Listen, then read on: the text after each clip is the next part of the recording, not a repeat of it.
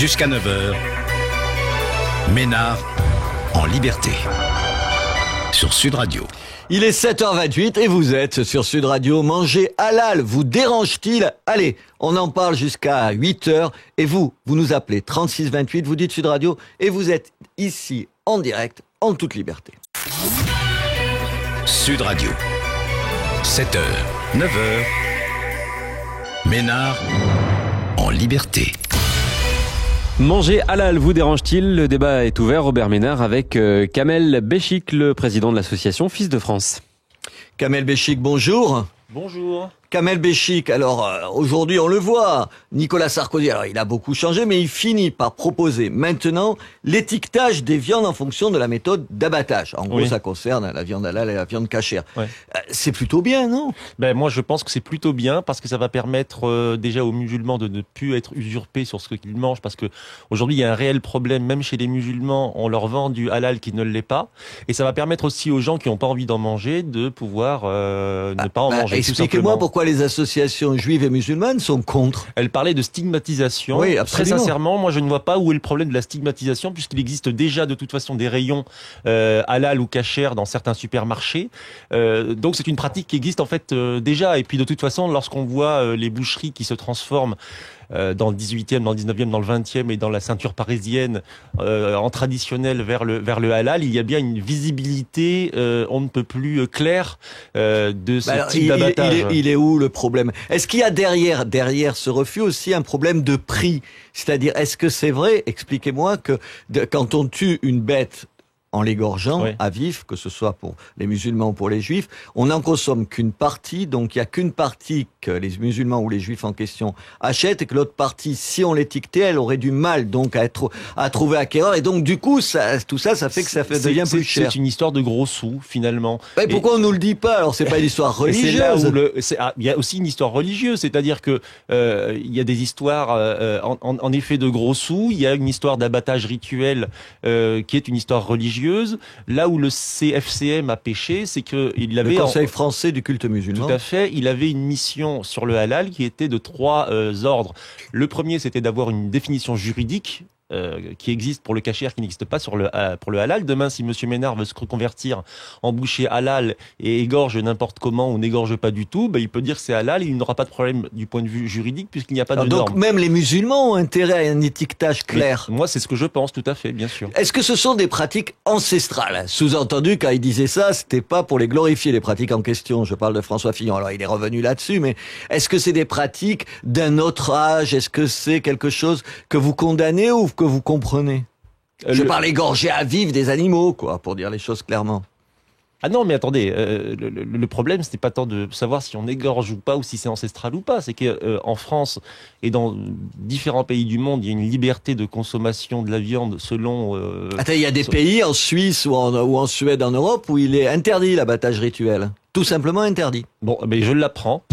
Ah, vous le saviez pas? Non, je ne savais ils disent, on veut pas, pour les droits des animaux, patati patatoum, bref, il y en a pas. Bon, quoi qu'il en soit, en France, la liberté de culte est assurée. Ils importent la viande de France, vous me direz qu'il y a une autre solution. La liberté de culte en France est assurée, donc à ce titre-là, que l'on soit juif, que l'on soit musulman, ou que l'on soit autre chose, ou même végétarien ou végétalien, on peut en France manger comme on souhaite.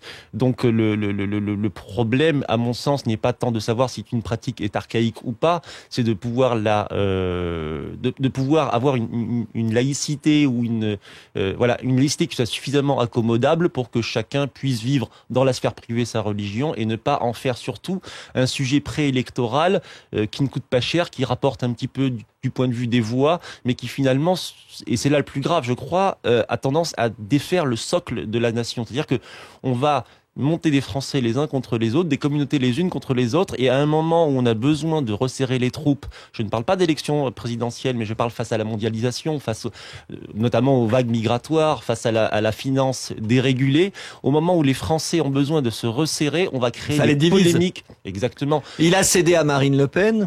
Je parle évidemment de Nicolas Sarkozy. Il est pas le seul, parce que si vous voulez, avant les élections, on a toujours la tartufferie laïciste. C'est une espèce de... Alors, le Qu'est-ce que c'est la tartufferie laïciste? Le tartuffe, c'est celui qui fait des simagrées pour montrer sa piété. D'un autre côté, la religion est une forme de spiritualité, et on va avoir des gens avant les élections qui ont tendance à être plus laïcs que les laïcs, à surjouer la laïcité, et c'est un jeu d'apprenti sorcier qui fragmente malheureusement la communauté nationale. Alors, autre proposition de Nicolas Sarkozy, diviser par 2 donc le nombre d'immigrés qui rentrent en France. En gros, il y en a 180 000, il dit il faut être au-dessous de 200 000. Il a raison? Moi, je pense qu'il a entièrement raison. Je pense peut-être même qu'il ne va pas assez loin. Attendez, vous répétez, parce qu'une organisation...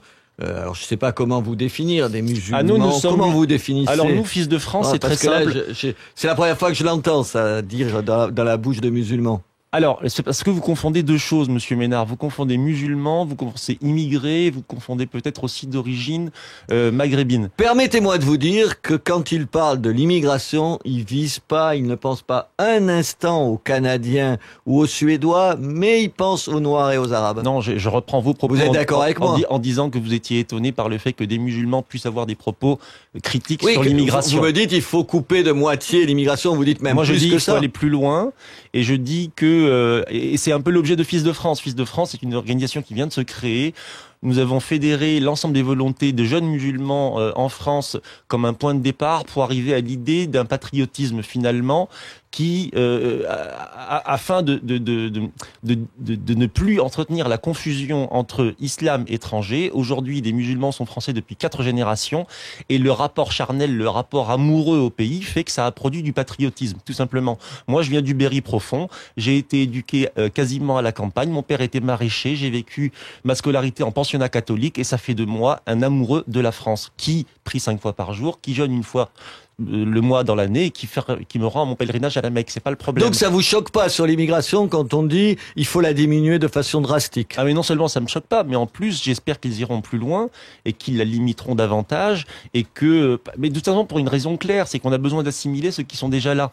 Parce que plus vous avez de vagues migratoires incessantes, moins vous arrivez à assimiler, et plus ceux qui étaient déjà là depuis longtemps ont du mal. Mais sur le regroupement familial, par exemple, le limiter, vous trouvez que... C'est tout le problème. C'est-à-dire que la France est attachée à des traités internationaux qui font que l'immigration par l'attachement familial est très difficile. Par mariage aussi, tout un tas de... Mais est-ce que c'est pas... Les gens vous diront c'est inhumain de dire non, on peut pas ne pas regrouper toutes les familles ou tout, ou ça sert aussi à faire rentrer des gens en fraude, si j'ose dire, légal. Ce sont des propos pas évidents, évidemment, sur lesquels il faut réfléchir, je ne sais pas.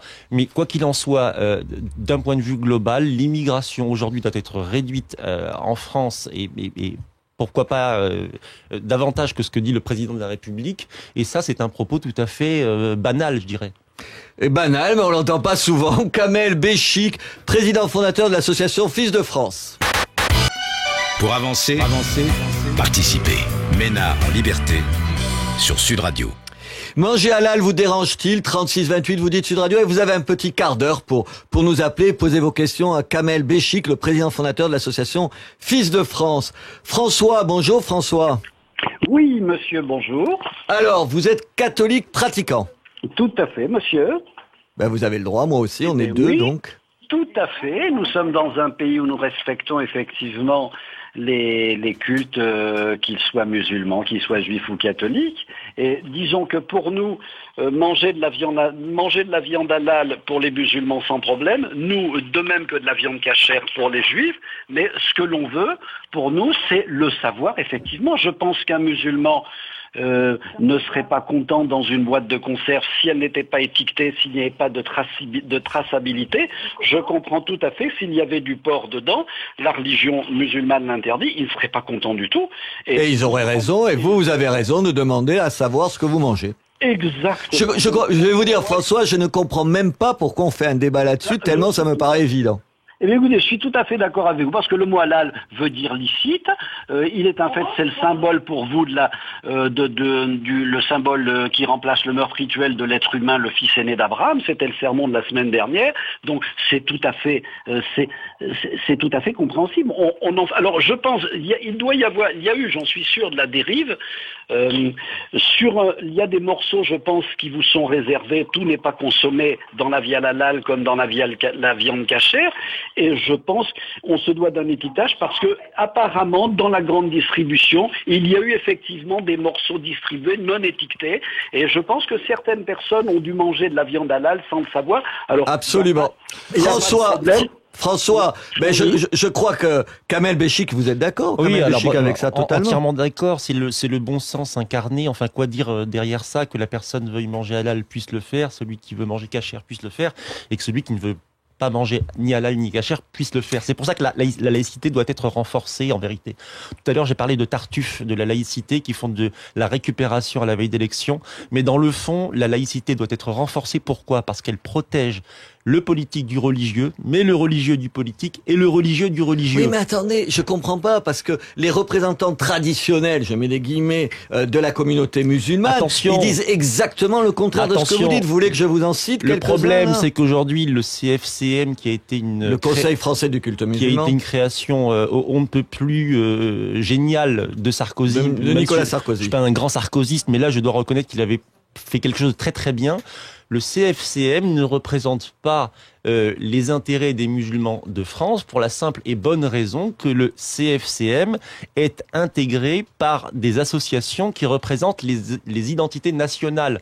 Aujourd'hui, Monsieur Moussaoui, président du CFCM, est d'une manière indirecte pour le Royaume du Maroc. La mosquée de Paris est le bras du gouvernement algérien. Pourquoi? Parce qu'aujourd'hui le CFCM avait une mission, c'était de participer à la gestion du culte musulman en France, mais aujourd'hui il n'est que le relais de pays étrangers pour maintenir les communautés dans le giron national. C'est pas seulement ça que je vous dis. Ce qui m'étonne aussi, c'est d'entendre votre discours. Et je suis sidéré, je vous le dis, je suis sûr que je suis pas le seul auditeur, parce que quand même ce qu'on entend d'habitude, c'est des gens qui nous disent, ah voilà, par exemple, sans arrêt, on nous montre du doigt, sans arrêt, on est stigmatisé, dès qu'on dit un mot sur l'immigration, les gens hurlent. Il y a un discours victimaire qui est traditionnel en France. Pour se sentir écouté, il faut se sentir victime. C'est tout à fait la démarche inverse de Fils de France. En Fils de France, on dit non, on n'est pas victime. La France a été une chance. La France a une histoire tumultueuse entre elle et nos pays d'origine, la colonisation notamment avec les Algériens, etc.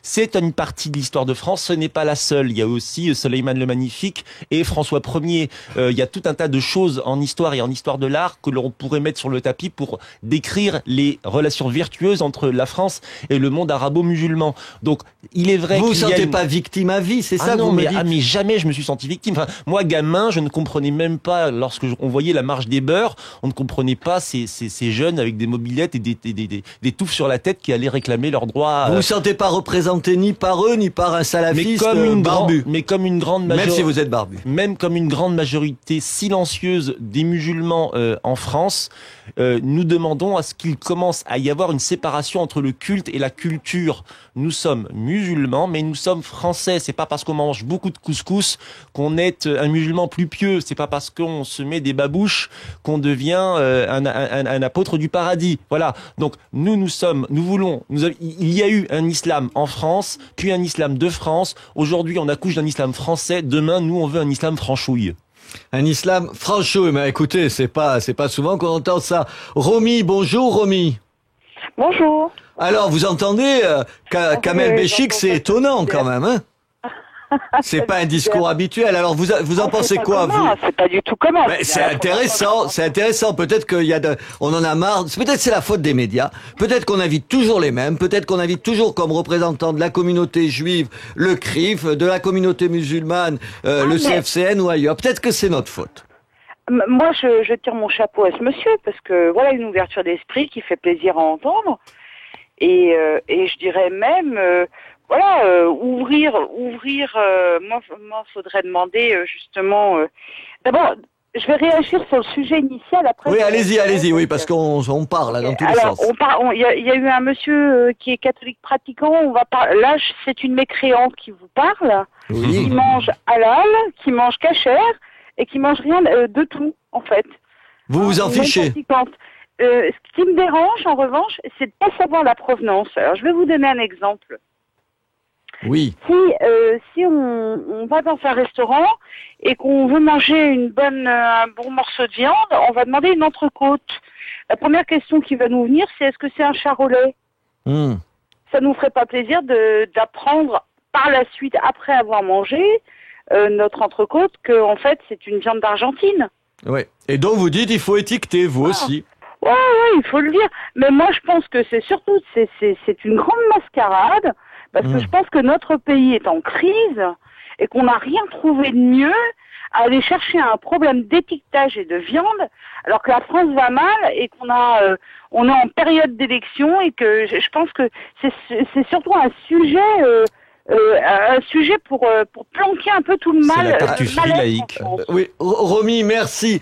Quand même, Kamel Béchik, est-ce qu'au fond, derrière ce que vous dites de la tartufferie laïque et ce que dit Romy là, c'est pas qu'au fond, derrière le halal, c'est la peur de la montée des communautés, des communautarismes dont on parle pas, et au fond, est-ce que c'est pas ça ? C'est pour ça que ce débat prend une telle importance au-delà de la viande halal. Mais si vous voulez, moi, ce que nous croyons, nous, à Fils de France, c'est que, en vérité, il y a une dynamique historique qui s'est installée entre le monde musulman et le monde européen, qui se regardent depuis 14 siècles. D'un coup d'un seul, 10% de la population se retrouve d'origine musulmane par le fait d'une immigration massive qui a été très utile dans les années 60, 70 et même 80 et qui aurait dû être stoppée à ce moment-là. Voilà. Donc, à l'intérieur des murs se retrouve l'alter ego, si vous voulez, l'altérité. Voilà. Et le Front National, la montée du Front National, ça vous inquiète ou pas ? Non, ça m'inquiète pas. Moi, je pense que le Front National va changer. Je pense que le Front National a changé. Je pense que le Front National, malheureusement, est otage d'une partie de son électorat qui défend une islamophobie hideuse et honteuse pour les idées que la France représente depuis près de 2 siècles. En revanche, je crois que par le jeu de la dialectique, par le jeu de la connaissance plus profonde, meilleure de la communauté musulmane, le Front National changera. Ben écoutez, on l'espère avec vous. Kamel Béchik, merci, président fondateur de l'association Fils de France. Vendredi soir à 20h à l'espace Saint-Martin dans le 3e, réunion publique avec Fils de France. Tout le monde est invité. Vendredi soir à 20h, espace Saint-Martin. Ben voilà, vous voyez qu'ici on sert aussi à faire de la pub pour tout le monde. Tout à l'heure c'est droit au logement. Fils de France, fils de France.fr. Voilà, allons-y.